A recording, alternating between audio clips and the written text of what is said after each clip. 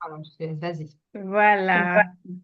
Merci à nouveau. Merci à toutes et à tous d'être connectés en ce vendredi après-midi qui n'est pas tout à fait la fin de notre programme puisque nous sommes dans la Semaine nationale de la création d'entreprises, des manifestations, des ateliers, des forums dans toutes les agences.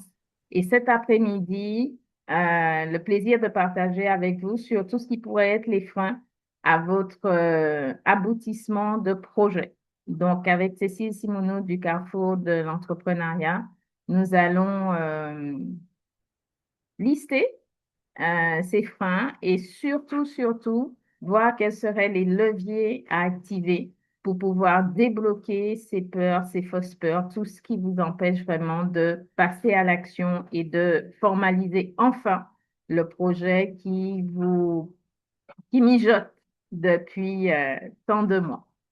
Donc, n'hésitez pas à lever la main, à poser vos questions à l'écrit. S'il faut, on ouvrira les micros. Et je laisse la parole à Cécile pour pouvoir développer. Bonne écoute. Merci Sandrine pour cette introduction et merci pour ta confiance et ton dynamisme dans toutes tes actions qui permettent, bah, voilà, toute personne voilà, qui est sur France Travail, qui a des idées, quel que soit l'état de l'idée, en fait, finalement, de pouvoir accéder à des infos pour créer son entreprise. Car oui, c'est une manière de s'émanciper financièrement. Cependant, ça demande une vraie préparation. C'est un métier à part entière. Enfin, il y a le cœur de métier et il y a le fait d'être chef d'entreprise est un autre métier. Et je ne parle même pas des autres. Et donc, d'où l'importance de se préparer parce que, bah, comme tout métier, en fait, ça s'apprend. Donc, bien sûr que tout le monde en est capable. Après, c'est une question de choix et vraiment d'investissement sur la montée en compétences nécessaires. Donc moi, je m'appelle Cécile Simoneau, j'ai plusieurs casquettes, donc chef de projet du Carrefour de l'entrepreneuriat, qui est un lieu d'information grand public, de sensibilisation sur l'entrepreneuriat en Martinique, avec particulièrement pour les QPV. Mais en vérité, moi, je suis vraiment pour que tout le monde puisse en bénéficier. Et bien sûr, je suis aussi cofondatrice du réseau Lila, alors, qui est ma première casquette, on va dire. Donc un réseau pour les entrepreneuses de Martinique, avec vraiment la volonté d'allier à la fois sa vie personnelle et professionnelle, ses valeurs et la mission de son entreprise et puis, bah, de monter en compétence sur les parties stratégiques, même quand on n'a pas eu de formation dans ce domaine-là à la base.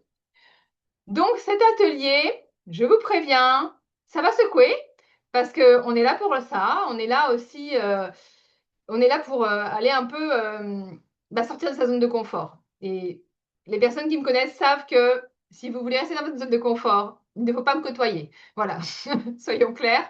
Donc, restez bien connectés parce que c'est justement quand vous allez pouvoir vous-même vous dire, OK, j'y vais, que vous allez vous rapprocher finalement de votre objectif, de votre réussite, sachant que j'aimerais rappeler que la réussite, les critères de réussite sont propres à chaque personne. C'est pas parce qu'une personne décide qu'elle va réussir en gagnant 4000 euros par mois que pour la voisine, ça sera les mêmes critères. Il n'y a pas un critère de réussite, c'est ce qui vous correspond à l'instant T selon vos besoins et vos valeurs, etc. et votre parcours. Donc, je vais vous partager la présentation au fur et à mesure. Alors, on va voir si ça marche. On va tester comme ça. Je ne sais pas si vous voyez du coup tout l'écran, y compris la partie présentateur, ou est-ce que vous voyez que le... Ouais, vous voyez tout, non? Sandrine, est-ce que vous voyez tout ou est-ce que vous voyez que la slide principale? Attends, remets ton son, je t'entends pas, s'il te plaît. Voilà. On voit tout. Ok, ouais, c'est ce qui me semblait. Donc, Ouais, attendez. ouais, on a ta présentation et ton suivi. Ouais, c'est pénible ce truc parce que, bon, je vais remettre. Et le truc, c'est que des fois, malheureusement, ah, zut. Aïe, aïe, aïe. Aïe, aïe, aïe. Là, je sais pas si vous m'entendez toujours, j'ai eu un gros bug d'écran. Je ne sais pas pourquoi. Mon écran est devenu tout noir. Alors, je ne sais pas ce qui s'est passé. On va y arriver. Les aléas du direct, comme on dit. Je ne sais pas. Ça m'arrive genre jamais, quoi. Voilà, genre jamais. Et là, alors, on va le faire comme ça. Ah, c'est ma présentation, en fait, plein écran qui a. Donc, normalement, j'ai un écran et là, ça ne m'affiche plus du tout. Bon, on va s'adapter. Là, Donc, c'est du coup, bien. alors, c'est bien, sauf que moi, j'ai mon écran, normalement, sur lequel je projette, qui est tout noir. Je n'ai plus rien comme image. Donc, on va le jouer. Tu peux te mettre en panorama, on verra ce que ça donne. Ouais, je sais pas. Ouais. Oui, oui, mais justement, c'est en faisant ça que ça. Ah, d'accord, que ça a bugué. Je vais voir. Bon, je reteste. Donc, voilà. Comment. Ah, bah, ça y est, c'est revenu. Bon, bah, tout va bien. Donc, comme je suis pas sûre d'avoir tous les commentaires en direct, Sandrine, tu n'hésites pas à me dire si je te laisse Ok, faire au fur et à mesure et me dire s'il y a des voilà, questions. là, c'est bon. Super. Donc, comment se dépasser ces blocages? Eh bien, première chose, vous voulez nous dire entre 0 et 10, votre niveau de confiance en vous pour votre projet, qu'il soit déjà créé ou pas finalement. Dites-nous déjà à quel niveau vous en êtes. Parce que ça se trouve, vous avez déjà un bon niveau. On s'auto-évalue, hein, il n'y a pas de bonne, mauvaise réponse. L'idée, c'est de prendre conscience, déjà la première étape, de prendre conscience de finalement où vous en êtes. 5 sur 10, ok, donc moitié. 6, 5, ok. Ah, 9 sur 10, super ça. 5, 6, 5, 3. Ok, donc plutôt une moyenne un peu plus, donc formidable. Bon, Il y a un 9 et un 10 quand même, hein, c'est bien. quand même. Ah, le 10, je l'ai pas vu passer. J'ai vu le 9, j'ai pas vu le 10. Mais déjà, bravo à toutes et à tous, hein, parce que ça veut dire que déjà, vous avez. Ah oui, j'avais pas vu Myriam, super. Là, sur la croyance en ton projet. D'accord, génial. Et sur la confiance en toi, sur vis-à-vis de la capacité à porter le projet. Ça change la note. Ok, formidable. Bon, bah déjà, on voit qu'il y a quand même un bon niveau. J'avais déjà fait cet atelier et le niveau moyen était un peu plus bas. Donc, du coup, j'espère que ça vous apportera en tout cas de l'énergie nécessaire pour faire évoluer votre note, quel que soit l'endroit où vous en êtes.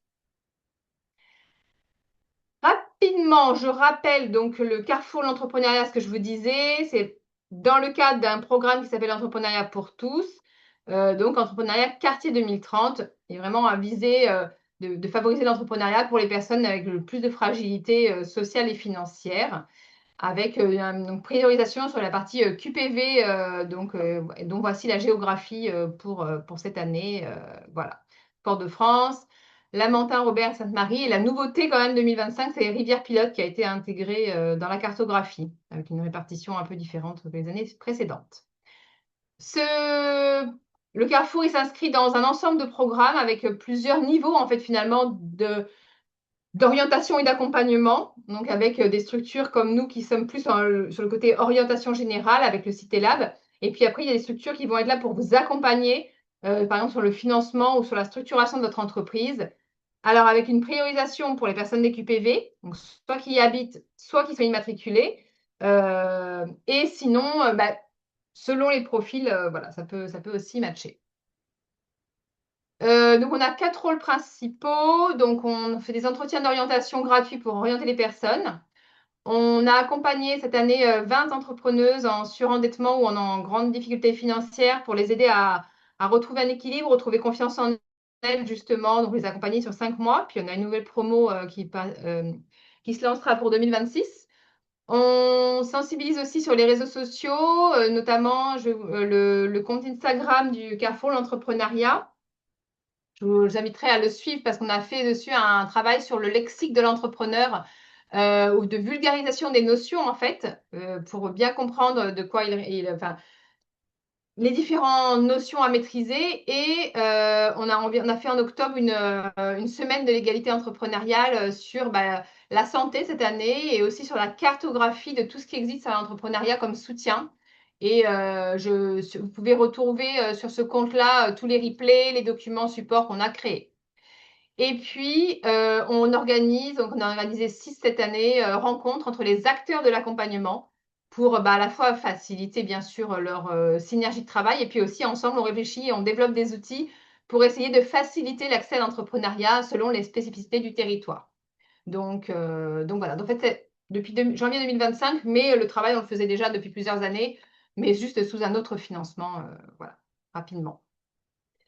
Donc maintenant, comment déplacer ces blocages? Alors, j'ai envie de vous demander, vous, déjà, ce que vous en pensez. Comment, pour vous, quels sont les meilleurs moyens de dépasser ces blocages pour entreprendre? Allez-y, des mots-clés, mettez des mots-clés, hein, mettez pas forcément un roman.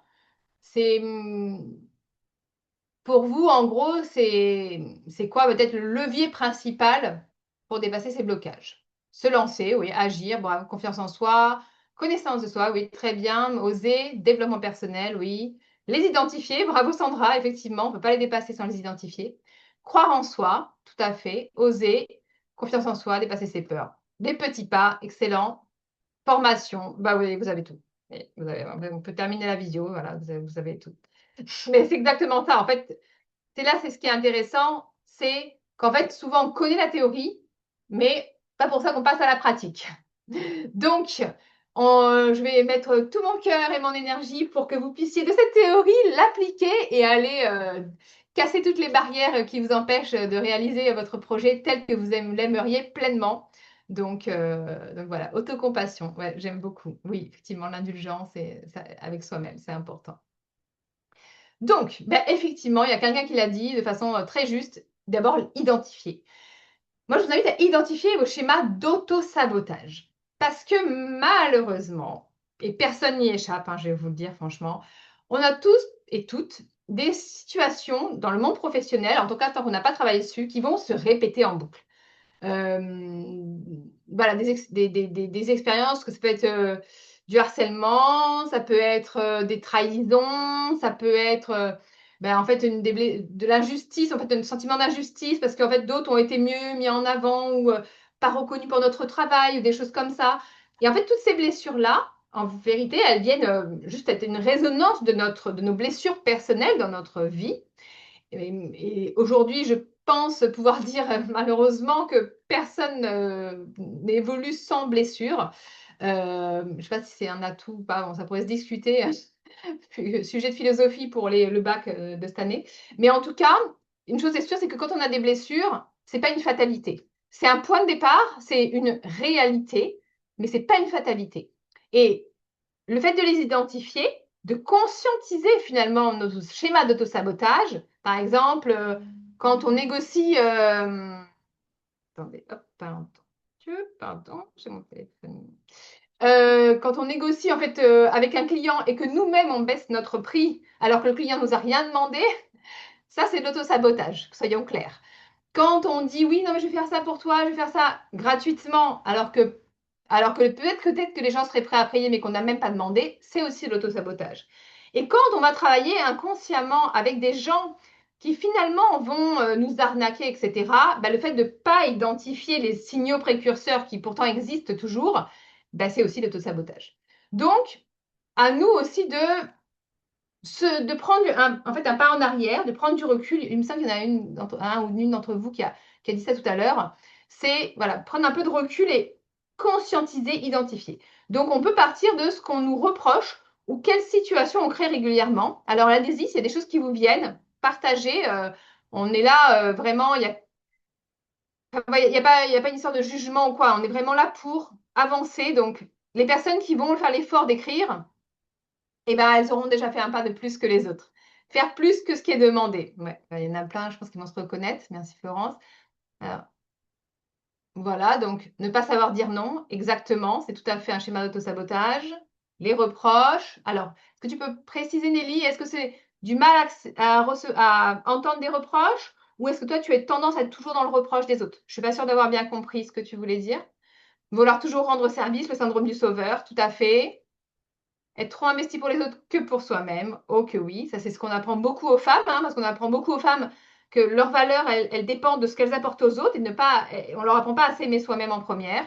Se mettre en position de victime, avoir peur de dire non, abandonner une collaboration potentielle quand une personne me demande de partager ma grille tarifaire, me tarder à mettre le haut là et après ça crée des situations malsaines. Plaire, toujours rendre service. Voyez, bravo déjà, bravo. Sentiment d'infériorité aussi. Alors, je rebondis sur ce que Yves nous partage, très intéressant.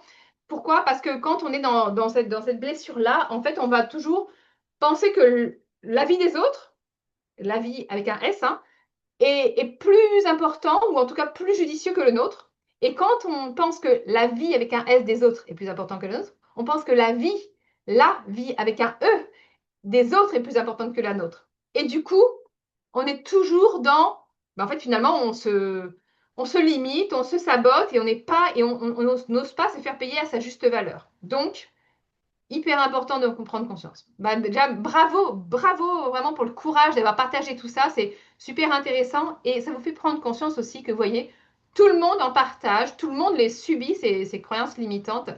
Et donc, on va aller voir ensemble comment leur tordre le cou.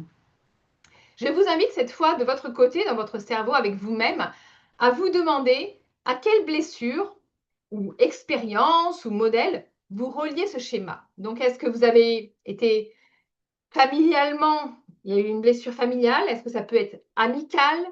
Est-ce que ça a été professionnel? En fait, c'est vous qui savez. Là, c'est plus vous avec vous-même. Là, je ne vous demande pas de partager. Alors, sauf si vraiment il y en a qui veulent, il n'y a pas de souci. Mais c'est conscientiser de où vient cette blessure. Parce qu'en fait, vous voyez, ces blessures-là, moi j'aime bien les comparer à un peu des lunettes avec différentes couleurs. Et selon la blessure, on met des lunettes, par exemple, des verts, des rouges, des roses ou autres. Et du coup, on ne voit pas les choses de la même façon. Et le fait de mettre ces lunettes avec ce filtre par défaut, en fait, nous empêche de voir certaines choses. Par exemple, si vous mettez des lunettes jaunes, eh bien, miracle, tout ce qui est jaune, vous n'allez pas le voir, etc. pour toutes les autres couleurs. Et c'est pareil avec les autres blessures. C'est-à-dire que si vous avez été trahi une fois et que vous mettez vos lunettes de la trahison, vous ne verrez que les gens et vous allez attirer que les gens qui vont vous trahir et vous ne verrez plus toutes les personnes qui ne veulent pas vous trahir. D'accord? C'est vraiment le même principe.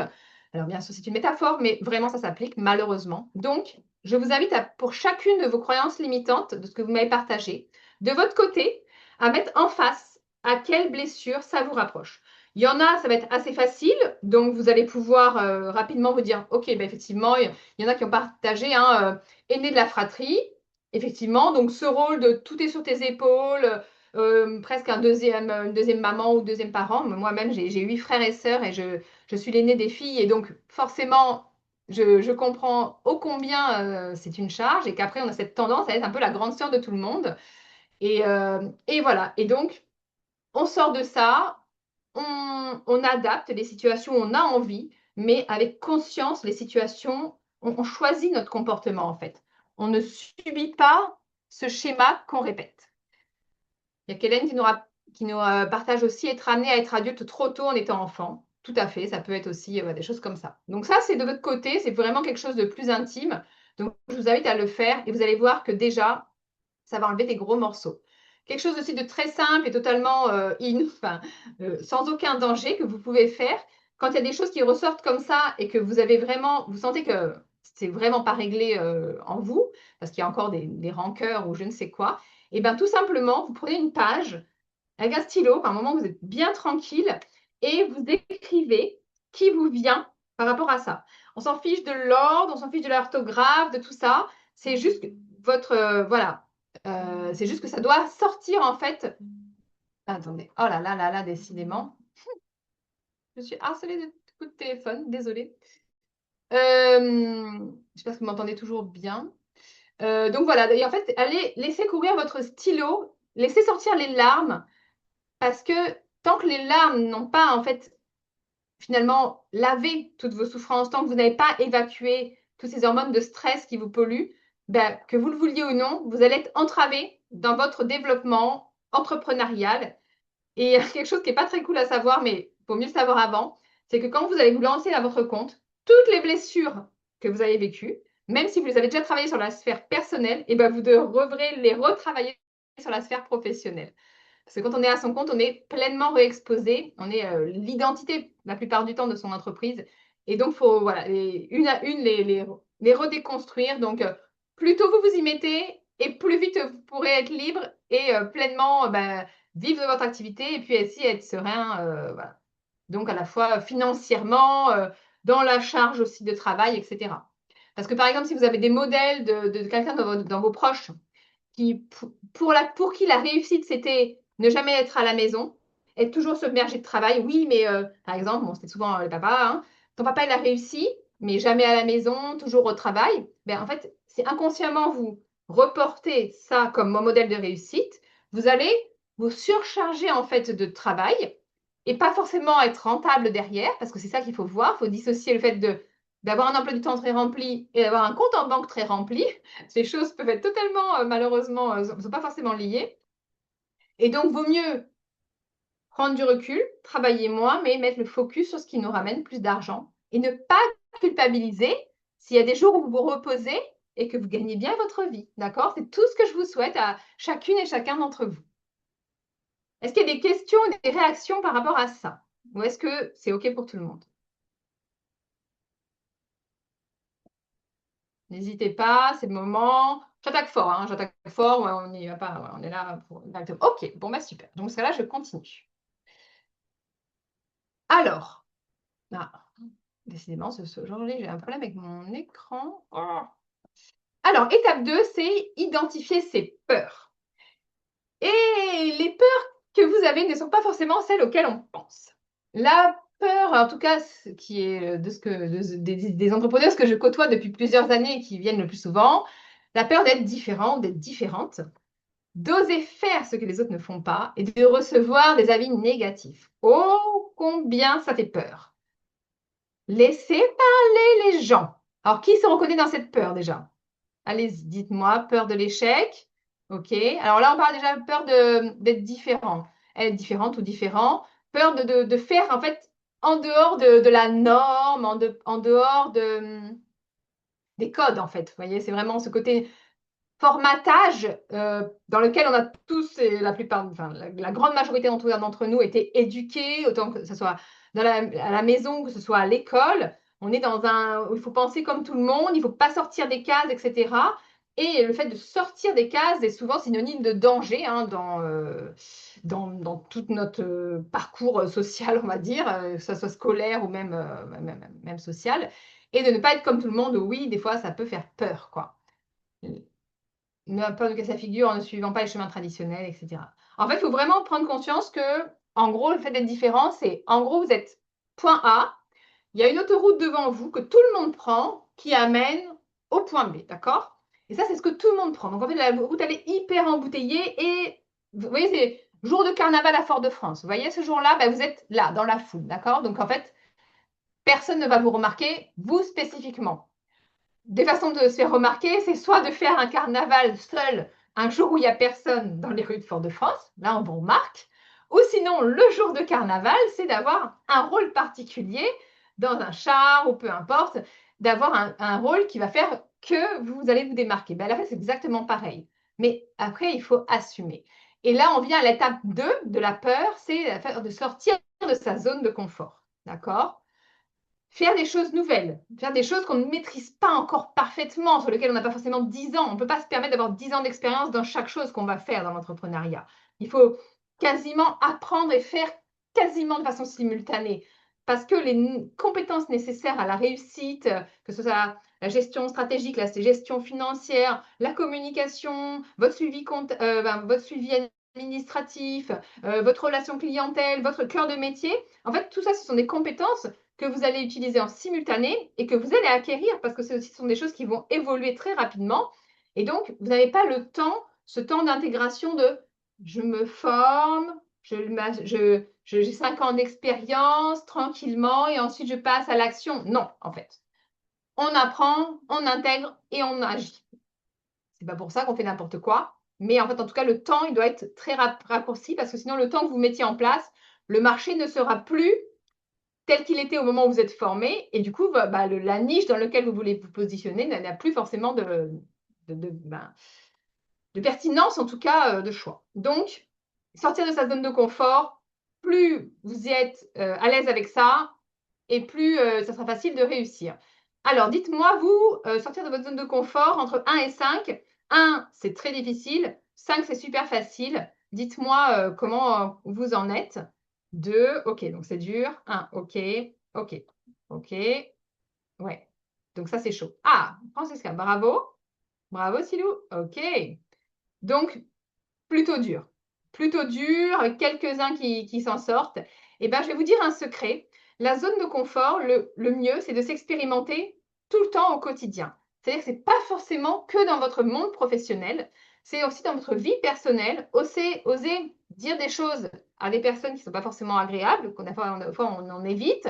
C'est aussi peut-être tout simplement en voiture, prendre des chemins que vous ne connaissez pas et aller découvrir et puis essayer de trouver des chemins chiens pour, voilà, mais ne serait-ce que pour sortir de ce côté de votre cerveau qui est en mode automatique, vous voyez? Parce que l'entrepreneuriat, c'est tout sauf du mode automatique, ce qui est une énorme déconstruction par rapport au monde salarial. Donc, plus vous le ferez dans divers domaines de votre vie, ça peut être tester un nouveau sport, ça peut être aller à la rencontre de personnes qu'on ne connaît pas, vous voyez, aller s'inscrire à aller faire du bénévolat dans une association que vous ne connaissez pas, tout ça, c'est la sortie de zone de confort.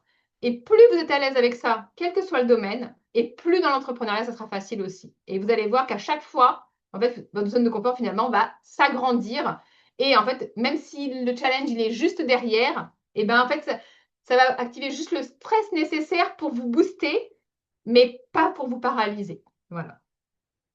Exact, ouais, juste oser. Mais des fois, juste oser, oser, c'est très court comme mot et pourtant, ça peut paralyser beaucoup de personnes. Et aussi, parfois, on n'y pense pas de façon assez consciente, mais la peur de réussir. Il y a beaucoup de gens, finalement, qui ont peur de réussir. Ça peut paraître totalement idiot en disant, mais non, mais cette fille, elle délire. C'est tout ce que je rêve de réussir. Oui, réussir, mais est-ce que vous êtes prêt à assumer les responsabilités liées à la réussite éventuellement financière, de parler de vous? Parce que oui, les gens qui réussissent, ils doivent parler d'eux, d'accord? En bien, et bien sûr, évidemment, oser parler de vous de façon qualitative.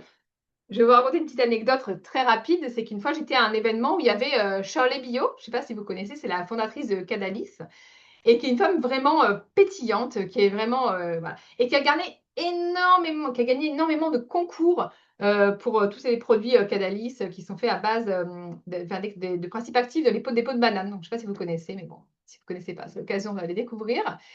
Et donc, à la fin de sa présentation, il y a une entrepreneuse qui était là qui lui demande concrètement, est-ce que vous pouvez nous dire comment vous faites pour gagner tous les concours auxquels vous participez? Et vous savez ce qu'elle lui répond? Elle lui dit, mais parce que je suis excellente. Et c'est ça, réussir. C'est être OK pour assumer, dire qu'on est excellent, qu'on fait du bon travail, sans rougir, sans fausse modestie, c'est pas de la chance. Non, c'est du travail, c'est de la qualité. Ce sont des choix de vie, des choix professionnels et c'est de l'investissement aussi. Et c'est ça, réussir. Et aussi, malheureusement, des fois, il y a des loyautés familiales où on a peur de faire mieux que nos parents ou que peut-être notre fratrie ou peut-être que des amis. Parce que oui, réussir, ça peut remettre en question votre environnement social proche, hein, personnel, je parle. Et des fois, ça fait peur. Mais c'est l'évolution. Et quand les personnes éventuellement sortent de votre vie parce que vous n'êtes plus en phase avec peut-être la façon de voir les choses ou les priorités, ou, etc., et bien en fait, d'autres personnes vont pouvoir venir dans votre vie avec qui vous allez partager des valeurs communes, etc. Et oui, certains trouvent que c'est de l'arrogance, exactement. C'est bien pour ça que j'en parle. Parce que tant que vous n'êtes pas OK pour dire, ben oui, je suis consciente de ma valeur, conscient, hein, bien sûr, ça s'applique à tout le monde. Voilà. Il y a Myriam qui nous partage quelque chose d'excellent. La dernière fois que j'ai dit à un membre de ma famille que j'étais la meilleure dans ce que je faisais, m'a envoyé balader en me traitant de prétentieuse. Exactement. Mais merci pour ce partage à cœur ouvert. C'est exactement là où je veux en venir. Tant qu'on se laisse envahir par les croyances limitantes des autres, les limites que les autres se sont fixées dans leur propre vie professionnelle, l'idée, c'est pas d'être prosélyte et de dire aux autres de faire comme nous. Non. Mais à vous aussi d'être libre de ce que vous devez faire. Donc, entourez-vous de gens qui vous disent, je crois en toi. Quoi que tu veuilles faire, je sais que tu as les capacités pour le faire. Les obstacles, c'est OK, mais tu as les ressources. Il y en aura toujours des obstacles pour tout le monde. Mais ce n'est pas les obstacles qui nous définissent, c'est qu'est-ce qu'on en fait. Est-ce qu'on les laisse nous stopper? Est-ce qu'on les laisse impacter sur la valeur qu'on pense avoir de nous, etc. Et quand on s'entoure de personnes qui croient en nous, souvent avant nous-mêmes, ou de personnes qui croient en elles aussi, et ben c'est ça qui nous donne la force de le faire. Et donc, pas meilleur moyen de réussir, on en parlera après, mais d'aller se rapprocher, côtoyer, rencontrer ces personnes-là. D'accord? Donc, oui, c'est dur. On va pas se mentir, mais ce sont des choix. Si aujourd'hui, pour vous, c'est pas négociable de cloisonner votre vie, par exemple, personnelle et de dire à la famille, je ne parle pas à ma famille, en fait, de ce que je fais professionnellement parce qu'elle n'est pas capable de comprendre et je n'ai pas envie ou le courage d'entendre leurs croyances limitantes ou leurs peurs, etc., ben, c'est qu'on n'est pas prêt à réussir. En fait, c'est ça, c'est faire des choix. Et il y a quelque chose que je rappelle aussi souvent à mes enfants, mais même dans l'entrepreneuriat, c'est décider, c'est avoir tort. C'est-à-dire que quel que soit le choix que vous faites, il y aura forcément des gens pour critiquer. Et n'importe quel choix aura des bons et des moins bons côtés, mais ça dépend de ce que vous voulez comme objectif. Il faut avoir le courage de ses ambitions. Il y a Florence qui nous dit, ce n'est pas que personne ne croit en moi, mais il n'y a pas d'investissement de leur part. Je n'en parle donc pas. Excellent, voilà. Moi, je raconte souvent cette anecdote, c'est que mon mari, il y a même 15 ans qu'on est ensemble, mais bon, quand j'ai créé mon entreprise, c'était à la suite d'une situation professionnelle déjà, c'est compliqué, mais en fait, je ne lui ai pas dit que je la créais. Parce que lui-même, bon, bah, déjà, est salarié depuis tout sa fonctionnaire, même depuis toute sa carrière. Donc déjà, ce n'est pas forcément un fonctionnement qu'il pouvait comprendre. Et en plus, je sortais d'une situation extrêmement compliquée professionnellement. Et donc, je n'étais pas prête à recevoir la moindre once d'avis négatif ou de limite parce que moi, je savais que j'étais tellement fragile déjà que je n'aurais pas pu résister à ça et j'aurais laissé tomber. Donc, je me suis entourée de personnes qui croyaient en moi. J'ai fait des tout petits pas et c'est au bout de 6 mois, quand j'avais repris confiance en moi, que j'avais construit quelque chose, que j'ai dit, au fait, il faut qu'on parle. En fait, j'ai créé mon entreprise. Mais en fait, c'est ça. Mais c'est un choix. Et c'est OK. Et c'est pas un manque de respect, mais c'est se respecter soi. Voilà. Non, mais bon, je vous avais dit, on dit des choses qui ne sont pas sympas à entendre. Ça fera son chemin plus ou moins rapidement selon où vous en êtes.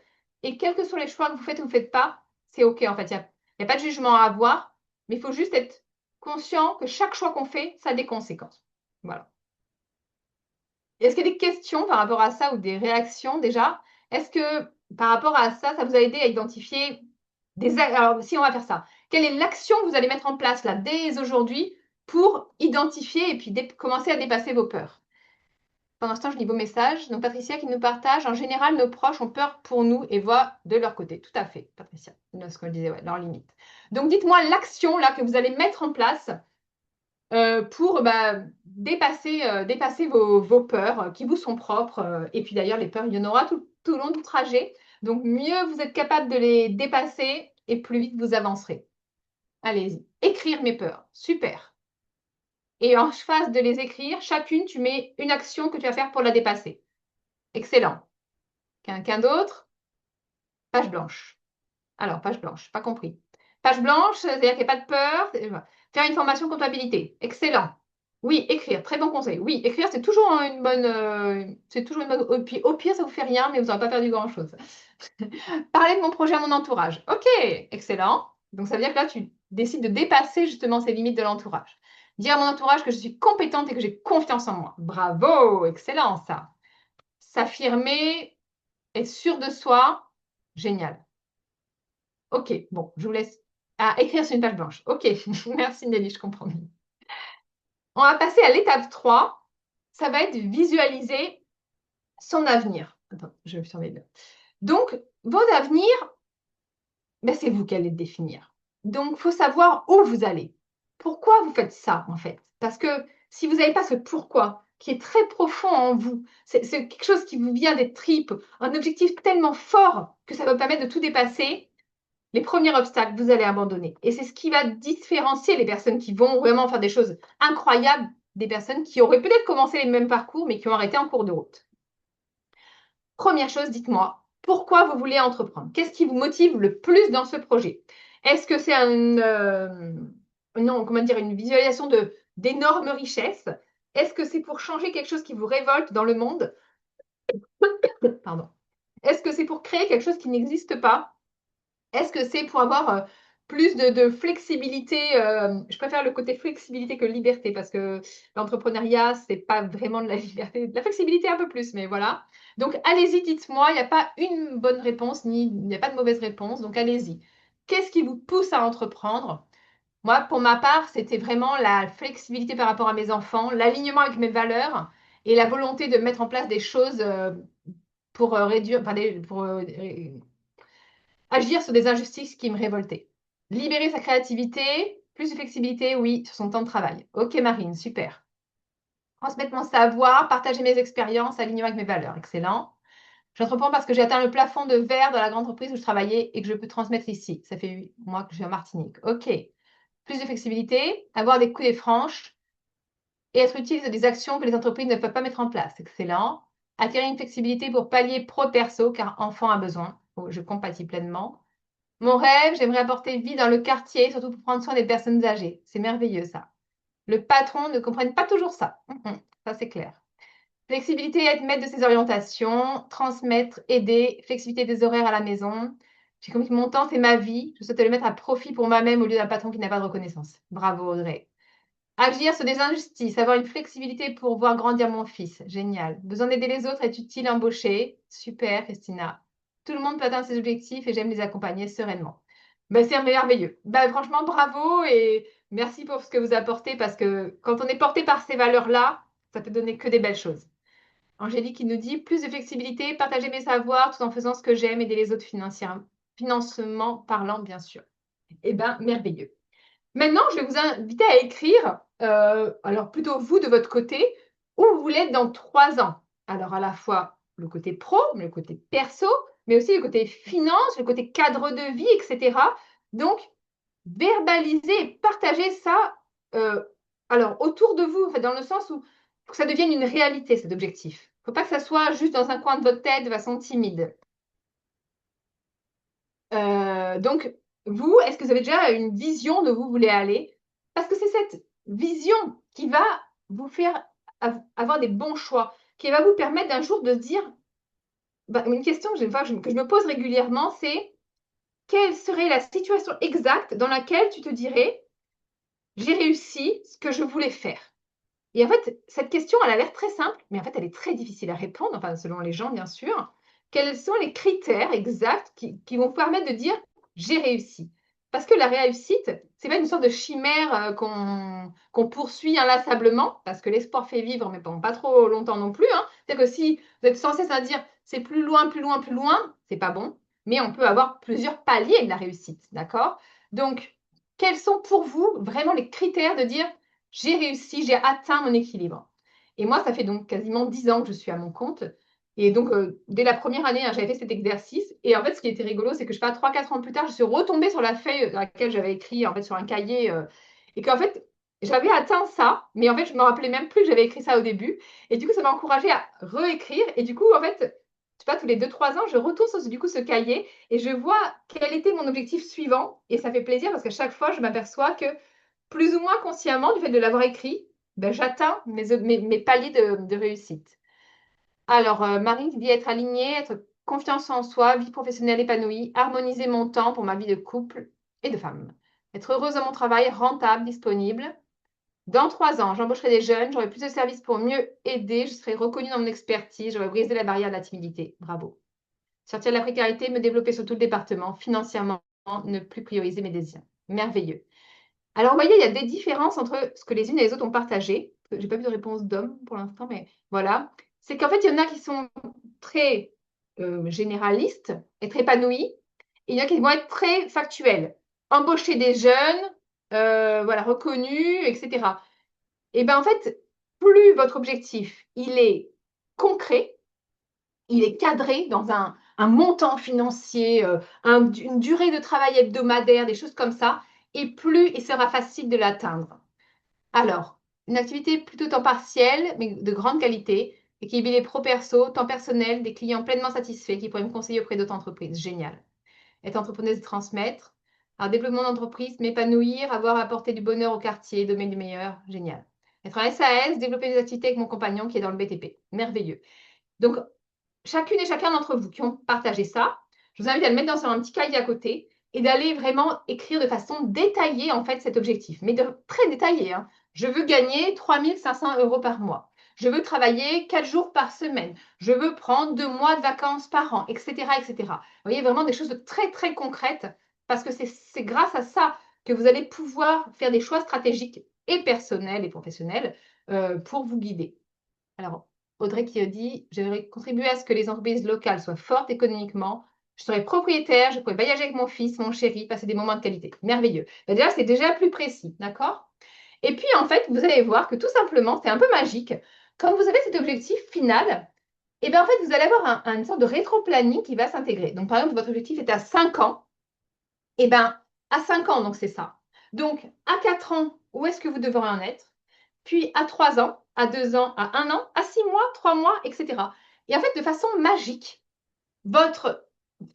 finalement, votre fil rouge, ce qui va vous guider dans votre entreprise, va se dessiner. Et c'est ce qui va vous permettre de faire des choix éclairés qui ne vont pas vous écarter du chemin, en fait. Parce que vous allez voir que le nombre de propositions, d'opportunités, de projets, de peurs aussi, des fois quand tu auras des situations financières peut-être fragiles, ont très facilement tendance à nous écarter de cet objectif. Et c'est ce qui fait qu'après, on est souvent malheureux ou en tout cas frustré dans son entreprise. Alors que quand c'est très clair, ce rétro-planning, vous dites, OK, est-ce que ce choix stratégique ou d'investissement ou même personnel, est-ce qu'il est en phase avec cet objectif? Oui, non, peut-être, donc adapte. Après, l'objectif, il peut changer en cours de route. C'est-à-dire qu'il ne va pas changer toutes les semaines, mais au moins une fois par an, il va peut-être être un peu ajusté un peu plus vers la gauche ou un peu plus vers la droite parce que vous aurez, vous, évolué aussi, pris conscience de certaines choses, amélioré finalement l'exploitation de votre vrai potentiel. Et donc, l'ambition, elle peut être plus importante aussi, d'accord? Donc, on va recalibrer, mais finalement, si vous êtes connecté à ce qui vous anime à l'intérieur, ça sera quand même dans la continuité. C'est un peu de dire, vous partez de Fort-de-France et vous voulez aller peut-être, je sais pas, à Sainte-Luce, d'accord? Donc, vous allez commencer à prendre le chemin. Et puis finalement, en cours de route, bah, en fait, vous êtes aperçu que vous vouliez aller peut-être faire un passage par Rivière-Salée. Ou peut-être que vous vouliez aller voir d'abord Sainte-Anne avant de revenir à Sainte-Luce, d'accord? Donc, c'est aussi d'adapter avec ce qui va vous, comment dire, ce qui va vous ressembler finalement au cours de votre évolution. Parce que au début, on commence avec beaucoup de, comment dire, on est encore parasité en fait par nos blessures ou par notre vision de notre ancien mode professionnel. Et ça peut un peu fausser cet objectif à 3 ans. Enfin, ou à 3 ans ou à 5 ans, peu importe. Donc c'est pour ça qu'au fur et à mesure que vous allez mieux vous connaître, mieux vous ouais, exploiter votre potentiel, en fait, c'est vraiment ça. Ben, en fait, ça pourra ajuster. Donc après, recaler tous les ans et vous allez voir que c'est super puissant comme exercice. Alors, dites-moi, qui parmi vous fait déjà ça? A déjà son objectif, son rétro-planning, etc. Oui, non? Voilà, dites-moi rapidement en commentaire. Non. OK, bon, bah du coup, action. Vous voyez, ça coûte pas grand-chose, à part un peu de temps, mais c'est tellement puissant que vraiment, oui, mais à revoir, ok, non, d'accord, pas si détaillé. Un objectif, mais pas de rétro-planning. Bon, bah excellent, ça tu mettras en place. Je débute, mais pas si détaillé. Ok. Ah, il y en a un qui dit oui. Super, bah bravo, bravo Yves. Ok, et bien vous allez voir aussi que quand vous avez ça, cet objectif et ce rétro-planning, et ben ça va vous donner aussi confiance en vous. Parce que vous savez où vous voulez aller. Et qu'en fait, les obstacles, c'est juste une étape, en fait. C'est pas une fin en soi. Et ça va renforcer votre leadership, votre confiance en vous et votre capacité à vous affranchir du regard des autres et de la vie des autres. OK. Étape 4 maintenant, bah, ça va être de s'entourer des bonnes personnes. Plus facile à dire qu'à faire, on est bien d'accord. Cependant, il y a quand même des trucs, des piliers. Déjà, les modèles sur lesquels vous allez vous appuyer.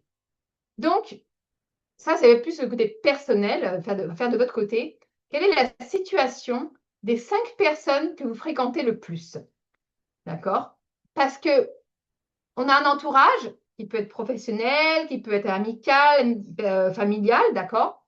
Mais il y a des gens que vous allez fréquenter quand même plus que les autres, un peu dans tout ce. Et quelle est leur situation à elles? Parce que si vous êtes entouré de personnes, par exemple, où il n'y a aucun entrepreneur ou entrepreneuse, ben, inévitablement, ça vous limite énormément dans ce que vous pouvez mettre en place, d'accord? Donc, si ce n'est pas le cas, ben, commencez à aller côtoyer des entrepreneurs, des entrepreneuses, ou en tout cas des personnes dans les domaines dans lesquels vous êtes experts les uns les autres, pour vous inspirer de leur vision, de leur façon de fonctionner, de leur réseau, de leurs erreurs, etc. D'accord? Et ça, c'est quelque chose qui est très puissant et qui est toujours à, comment dire, l'évolution de votre entourage, il sera en mouvement permanent. Ben, merci Florence. Oui, donc c'est pour ça qu'elle a adhéré au réseau. Donc, le réseau Lila, c'est vraiment cette qui, euh, communauté de femmes qui sont bah, toutes dans une dynamique entrepreneuriale, qui se challengent et qui se soutiennent les unes les autres en partageant les mêmes valeurs. Alors, désolée pour la slide 1, pour l'instant, voilà, pour l'instant, on ne va pas revenir dessus. Alors, le problème, eh ben, en fait, il y a des réseaux. Il existe des réseaux, il faut trouver les réseaux qui vous ressemblent. Il y a des réseaux avec des objectifs et des critères différents aussi. Donc, qu'est-ce que vous attendez du réseau que vous cherchez? Et donc, en fonction de ce que vous en attendez, est-ce que c'est que du business? Est-ce que c'est du soutien plutôt émotionnel et puis une montée en compétences douces? Est-ce que c'est un accompagnement renforcé, etc. Et en fonction, ou est-ce que c'est des investisseurs, enfin, etc. Et donc, en fonction de quel est votre objectif, ben, vous allez vous renseigner sur les réseaux qui existent et c'est de cette façon que vous allez pouvoir côtoyer les personnes qui vont vous permettre vous-même d'évoluer. L'autre chose aussi, et là vraiment, je vais insister, est-ce que vous avez un ou une mentor? Il faut absolument que vous ayez quelqu'un. Alors, ça peut être des fois de la famille, il y a des gens qui ont cette chance-là, mais ça peut être des amis, ça peut être des gens qu'on ne connaît pas, hein, parce qu'il y a des associations hein, qui favorisent le mentorat. Et ça peut être en tout cas une personne bienveillante qui va vous faire prendre du recul, vous permet de vous poser les bonnes questions, vous ouvrir éventuellement son réseau et partager son expérience si nécessaire. Parce que c'est quand on s'enrichit de ce que tous les autres ont passé comme étape et du coup, en fait, qu'on va gagner du temps, qu'on va pouvoir changer notre façon de voir les choses et du coup, forcément, gagner en impact et avancer et déblayer en fait les différents pièges de notre chemin plus rapidement. Donc, qui parmi vous a déjà un ou une mentor? Déjà, à minima, un ou une personne qui l'inspire, qui l'admire. Ce sont deux choses, pas de mentor. Ok. Moi, ok, félicitations. D'accord, deux, pas de mentor. Donc, dès aujourd'hui, je vous fixe l'objectif qu'avant le 31 décembre, mais moi je suis comme ça, eh ben, il faut que vous ayez un mentor. Alors, il y a quelqu'un qui passe, oui, une coach. Eh ben, effectivement, les coachs, ça peut être des mentors. Hein. Donc, quand il y a une bonne compatibilité humaine, mais des pros dans l'entourage. Admirer, oui, mais sans échange. Ok, donc là, voilà, il y a deux niveaux. Donc, il y a des personnes que vous allez admirer. Et maintenant, il va falloir aller vraiment chercher des mentors. Donc, alors, ça peut être des gens sur Insta qu'on admire, mais après, oser faire les démarches aussi de demander aux gens de devenir vos mentors, quoi. Ça peut être, comment dire, un appel par mois, une heure, et c'est suffisant. J'ai fait une immersion, depuis elle me guide, me fait travailler sur moi, me dit les erreurs qu'elle a commises, de réfléchir comment pas faire. Ben, excellent. Ben, ça, c'est une énorme chance. J'espère que tu prends le temps de la remercier, d'avoir de la gratitude pour ça, parce que c'est vraiment puissant. Donc, il y a des associations. Alors, moi, la personne que j'admire, qui m'a, depuis des années, qui me guide énormément, c'est Elisabeth Moreno. Et notamment, elle a créé une association qui s'appelle La Puissance du Lien. Et en fait, c'est une association sur laquelle il y a un site en ligne. Et en fait, n'importe qui, partout dans le monde, qui a besoin d'un mentor peut s'inscrire. Et en fait, ils ont des campagnes comment dire, vous pouvez soit vous mettre en tant que mentor, soit en tant que mentoré, ou les deux. Et en fait, il y a des campagnes on va dire de mise en relation mentor-mentoré. Et après, je crois que c'est sur 6 mois. Et si je me rappelle bien, il y a un appel par mois avec le mentor, etc. Et c'est vrai que quand on est mentor de plusieurs personnes, c'est des fois difficile de trouver le sien. Mais ça ne nous empêche pas d'être inspiré par des personnes et ça ne nous empêche pas d'après de savoir où ponctuellement aller demander conseil ou soutien quand on a des besoins spécifiques. Donc allez-y. Il y a aussi le MoveG, donc pour les jeunes de moins de 30 ans, si je ne dis pas de bêtises. Je crois que c'est Moovjee, quelque chose comme ça. Allez voir aussi, c'est pour si vous avez plus de 30 ans, malheureusement, c'est pas bon, mais ils ont fait un autre, ça s'appelle Tout Mentorat, mais par contre, je crois que c'est payant. Alors que la puissance du lien, c'est totalement gratuit. Et après, si vous êtes aussi dans les missions locales font ça régulièrement, dans du mentorat, que vous soyez salarié entrepreneur, mais par contre, c'est pour les jeunes aussi. Voilà, en tout cas, il y a 1000 façons de trouver des Oh, mentors. Ça peut juste, être une. Cécile, un petit Oui, mot sur pardon. le réseau Entreprendre Martinique. Alors, c'est vrai que Ah c'est un oui. mentorat un peu formel et qu'il faut passer la sélection pour être lauréat, mais c'est un vrai parrainage. Et effectivement, ça permet de checker une fois par mois l'avancée sur sa création en général. C'est parce qu'on est vraiment déjà dans la phase de développement, mais ça a le mérite d'exister. Alors, c'est vrai, mais c'est vrai que je ne l'ai pas nommé parce que comme il faut avoir un certain besoin financier, embaucher 3 personnes à 3 ans, ce sont quand même des ciblages très spécifiques. Oui, Et je sais aussi. tout à fait. Mais dans l'autre phase, j'ai envie de dire, là, on est sur du mentorat de début, mais dans l'autre phase, c'est bien de savoir que ça existe parce que dans la phase de développement, parfois, on se sent seul aussi. Tout à fait. Non, tu as raison. Et il me semble aussi que niveau de France Travail, vous faites des immersions. Tu peux nous rappeler ça? Des immersions en entreprise, non? Avec, il n'y avait pas un concept comme ça?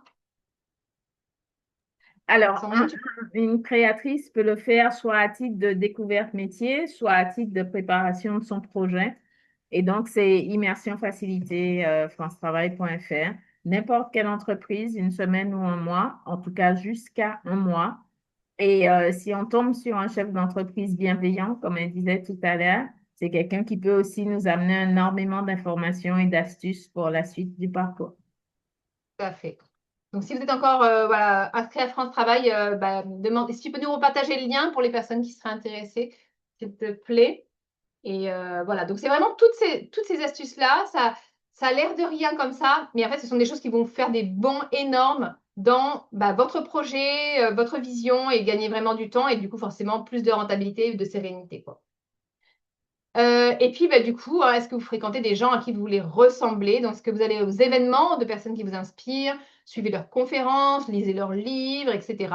D'accord? C'est vraiment aller côtoyer. Et donc, pour la petite anecdote de tout à l'heure, je partageais que moi, c'est Elisabeth Moreno, qui est une femme que j'admire énormément, qui était une ancienne ministre à l'égalité il y a, je crois, 5 ans maintenant, je crois. Et en fait, bon, je suivais ce qu'elle faisait, j'adorais, enfin, plein de choses vraiment de ce qu'elle faisait. Et en fait, je suis allée la contacter, lui proposer d'être marraine d'un événement. Par la suite, elle nous a invités à un événement. Et aujourd'hui, c'est sa sœur qui est ma mentor. En fait, elle travaille avec sa sœur, ce que j'ai découvert en cours de route, qui est aussi une femme vraiment lumineuse et formidable. Et du coup, eh bien, en fait, ça m'a permis aussi d'être dans son univers, de bénéficier aussi de leur vision, de leur recul, de leur réseau pour des choses que je voulais mettre en place. Et c'est ça a été la récompense de finalement de ce culot. Je n'étais personne pour elle, mais parce que voilà, j'ai osé, je suis allée à des conférences, j'ai suivi ce qu'elle faisait, et c'est ce qui a créé la connexion et du coup qui a ouvert des portes. Donc allez-y, osez, allez à leur contact, ça vous ouvrira forcément des portes. Et si vous les admirez, c'est qu'ils ont forcément des valeurs en commun avec vous. Donc a priori, ce seront des personnes bienveillantes. C'est Kelly Massol que j'admire, ça va être difficile. Ben oui et non, en fait, elle est venue en Guadeloupe l'année dernière. Et ben voilà, ça peut être déjà sur les réseaux sociaux, réagir à ce qu'elle partage, voilà, ça peut être des choses comme ça.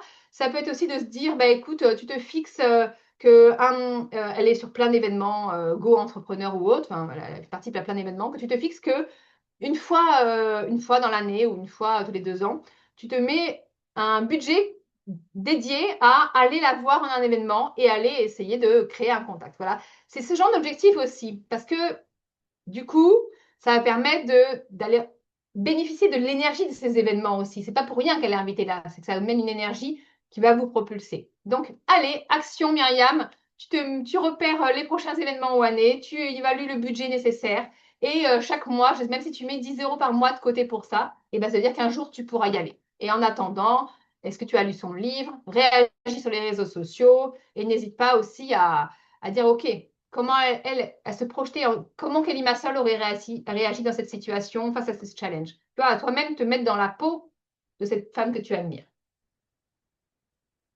Ok, j'avance. J'ai pu discuter avec elle sur Instagram, assister à un événement où elle intervenait, j'ai lu son livre. Ben voilà, félicitations, ça c'est déjà super. Donc déjà, tu as déjà allé à sa rencontre et tu t'es déjà démarqué d'autres personnes. Super, super. Est-ce qu'il y en a d'autres qui veulent partager du coup les personnes qui les inspirent? Parce que ça peut être sympa. Il y a peut-être des gens qui n'ont aucune idée de vers qui aller. Allez, allez-y. J'attends dans quelques. Je vais manger mes pop-corn et je vais regarder ce que vous me partagez. Donc, on a eu Kelly Massol. Ça va peut-être découvrir des personnes aussi inspirantes. Tout ça. Ouh là là. Ah.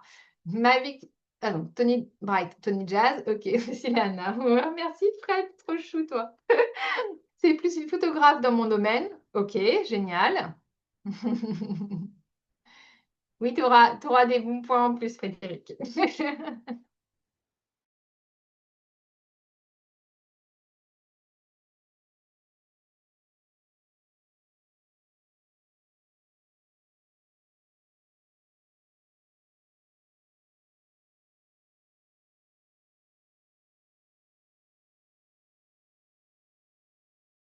Ben, ça va être de développer son leadership. D'accord? Pour incarner dès aujourd'hui la personne que vous voulez devenir. Et ouais, c'est un grand mot qui veut dire des fois pas grand-chose pour certaines personnes. Et pourtant, c'est cette confiance en vos valeurs, en votre vision, d'incarner en fait votre message, d'incarner le changement que vous voulez apporter au travers de votre entreprise. Donc, c'est apprendre à faire face aux problèmes avec sang-froid, créativité et justement avec un aspect positif de la situation. Dans chaque situation, il y a du positif. Vous avez crevé votre pneu de voiture, oui, ça fait râler. Le bon côté, c'est que vous aurez des pneus neufs, d'accord, avec meilleure adhérence. Et peut-être que ça vous a évité d'aller à quelque chose finalement qui vous aurait desservi. D'accord? Donc, quelle que soit la situation, il y a toujours du positif, même si des fois, je l'admets, c'est difficile de le voir. Mais avec un petit peu de respiration, un petit temps, on trouve toujours. Aussi, c'est le leadership, c'est donner envie aux autres de nous suivre, de croire en notre projet en l'incarnant pleinement. Si vous, vous ne croyez pas en votre projet, les autres ne vont pas y croire à votre place. Et si demain, vous allez demander des financements, la première personne à y croire, ça doit être vous. Parce que ne demandez pas à des financeurs d'investir et de prendre du risque sur votre projet si vous-même, vous n'y croyez pas et que vous ne leur montrez pas que vous êtes prêt à prendre des risques. D'accord? Donc, hop, hop, hop, hop, hop. Donc, c'est OK, mon projet, en quoi, c'est sûr que c'est la bonne vision. Attention, c'est pas pour ça qu'on ne peut pas se remettre en question, mais croire en soi, c'est OK, il y a une vision, et puis après, on apprend des nouvelles choses, on remet en question, on ajuste éventuellement la stratégie, éventuellement le positionnement, mais en tout cas, on y croit. Et on l'incarne dès aujourd'hui, les valeurs qu'on veut atteindre, d'accord? C'est pas quand vous serez à à cet objectif que vous allez changer votre posture, votre choix de vie et autres. On prend en charge ses finances dès maintenant. On incarne, on ose dire, on ose donner notre avis, même si ce n'est pas celui de la majorité. On ose dire à des personnes que nous ne sommes pas disponibles, etc. Et on ose aller connecter les gens finalement à notre vision, à expliquer pourquoi c'est important d'aller soutenir cette initiative, même si c'est du bénévolat, même si c'est du relais de communication. Il faut donner envie aux autres de croire en votre projet. Et ça, c'est vraiment du leadership qui va vous permettre de dépasser tous les obstacles et toutes vos peurs. Et puis, il n'y a pas plus beau leadership, en tout cas là, c'est vraiment mon cœur qui parle, mais que du leadership qui donne l'opportunité aux autres personnes d'évoluer avec vous. Le leadership, c'est pas marcher sur la tête des autres pour réussir mieux soi-même. Ça, non, c'est vraiment pas du leadership. Mais quand vous évoluez, les personnes que vous sentez qui ont aussi un beau potentiel, dès que vous pouvez, tendez-leur la main. Parce que plus les gens réussiront et plus il sera facile de réussir pour tout le monde. Il n'y a pas un nombre limité de places. Il faut bien comprendre ça. Et les personnes qui aident les autres à briller, elles savent qu'il y a de la place pour tout le monde. Et vous allez voir que plus vous aidez les autres à réussir, plus déjà vous comprendrez les leviers qui vous ont permis de vous-même franchir les étapes. Et vous ne savez pas, peut-être qu'un jour, ce sont ces personnes que vous avez aidé à évoluer qui vous aideront à leur tour. En tout cas, il n'y a pas plus belle façon d'évoluer que d'évoluer avec tout ensemble. Et nous, c'est vraiment la vision qu'on avait pour le réseau Lila. On avait vraiment cette vision que le réseau Lila, c'est comme un ascenseur où tout le monde a des étages différents, mais l'énergie de tout le monde, elle amène tout le monde vers le haut. Et c'est vraiment ça. Et en fait, il y a vraiment une énergie de solidarité et de soutien, d'encouragement. Oui, Aline sait qui nous dit on n'a pas besoin d'éteindre la lumière des autres pour briller, mais c'est clair, c'est clair. Et ceux qui n'aiment pas vous voir briller, offrez-leur des lunettes de soleil et passez votre chemin, quoi.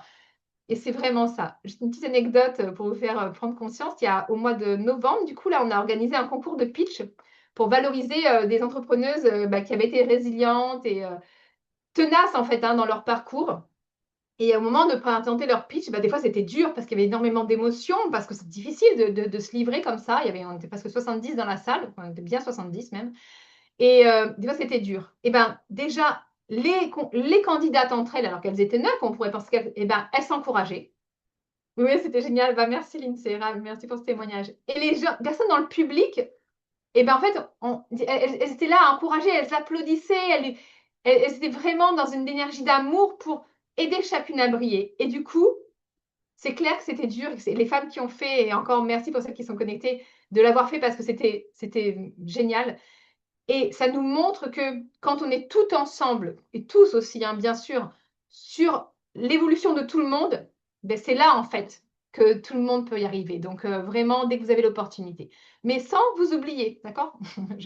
Petite parenthèse au cas où, hop, on ne sait jamais, ça coûte rien de le répéter. Bon, je m'emballe, vous voyez, je suis passionnée, mais bon, j'espère que je ne vous saoule pas.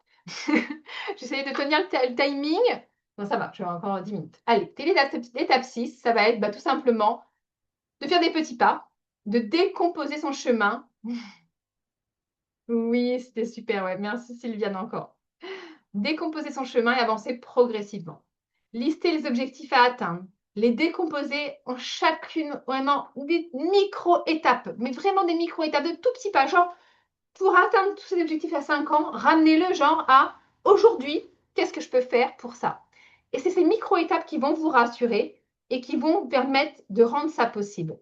Si demain vous voulez aller gravir l'Everest, c'est pas, vous n'avez jamais fait de sport et vous gravissez l'Everest, c'est pas possible. Mais première étape, c'est aujourd'hui je vais chercher le pain à pied. Okay, et même si ça c'est trop dur, on va en voiture et on se gare à 100 mètres plus loin et on fait les 100 derniers mètres à pied. C'est ça les micro-étapes. Et décomposer à ce que vous sentez capable de faire aujourd'hui. Et le tout, c'est de toujours avancer un peu plus chaque jour. Je rappelle aussi qu'on ne peut pas être sur tous les fronts en même temps. Donc, sécuriser un domaine après l'autre. Si c'est difficile à la maison, s'il y avait des gros enjeux de santé ou je ne sais quoi, vous sécurisez une étape et ensuite vous avancez sur une autre. D'accord? Et chaque jour, des mini-objectifs. Et à la fin de la journée, d'accord, qu'est-ce que j'ai fait aujourd'hui? Qu'est-ce que je vais faire demain? D'accord? Vraiment, The One Thing, il y a un livre comme ça qui dit, il vaut mieux prévoir une seule chose à faire chaque jour, mais le faire, que d'en prévoir 10 et d'en faire aucun. D'accord? Donc, vaut mieux une chose centrale. Et aujourd'hui, c'est votre objectif. Et là, le lendemain, c'est un autre objectif. D'accord? Et puis, c'est aussi des micro-choix en disant, ah ben là, j'ai envie d'aller me prendre une glace. Et ben, ok, aujourd'hui, je ne prends pas la glace, mais l'argent que j'aurais dépensé à la glace, je la mets de côté. Et cet argent-là, je vais pas m'acheter un nouvel ordinateur, me payer une formation, je ne sais quoi. Ce sont ces micro-choix aussi qui vont vous permettre de faire la différence.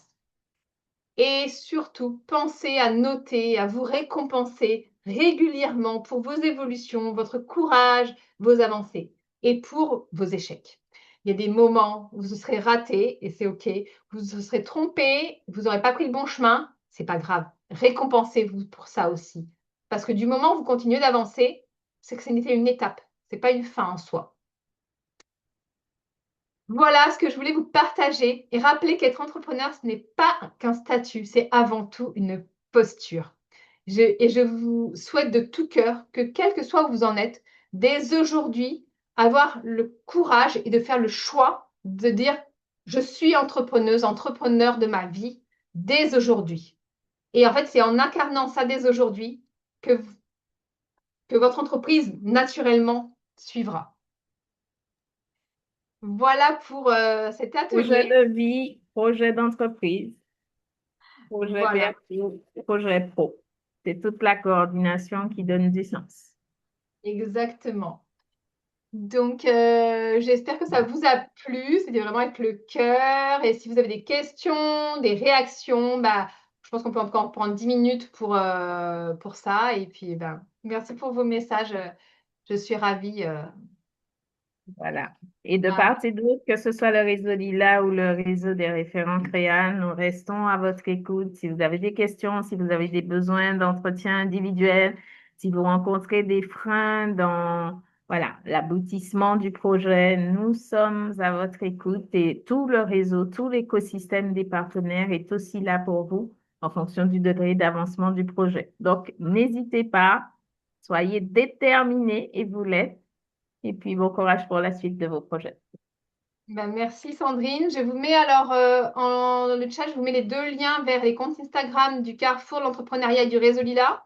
Et celles qui ont demandé des infos pour le réseau Wold, vous trouverez tout dessus. Le replay sera partagé dès lundi, en fait, très rapidement. Voilà, je vous partagerai le lien aux personnes qui étaient inscrites. Voilà, merci Sandrine pour ta confiance, merci pour tout ce que tu fais. Et voilà, vraiment, c'est précieux. Avec plaisir. Avec Ouais, plaisir. vraiment, c'est un plaisir de travailler avec toi, donc vraiment, voilà. Et puis à toutes, en fait, merci pour cette initiative, parce qu'en fait, c'est ça, en fait, la vraie puissance d'un territoire, c'est quand toute personne, elle peut être pleinement dans sa zone de génie, elle a apporté le meilleur d'elle-même, elle va aller ben justement casser ses idées reçues, ses limites qu'on se met seul ou que des fois les autres essayent de nous mettre, on va pas se mentir. Et quand on a vraiment le courage, tout le monde ensemble, d'aller déconstruire ça, ben c'est comme ça que tout le monde peut avancer plus facilement. Donc, merci à toutes pour ce courage, parce qu'il en faut, il en faut. On va pas se mentir. Merci à Super. vous. Bon week-end et joyeuses fêtes. Et puis, bonne vente, hein, pour celles qui sont dans le domaine, en ce mois de décembre. Et à très vite. À très vite. Merci. Au revoir. Au revoir.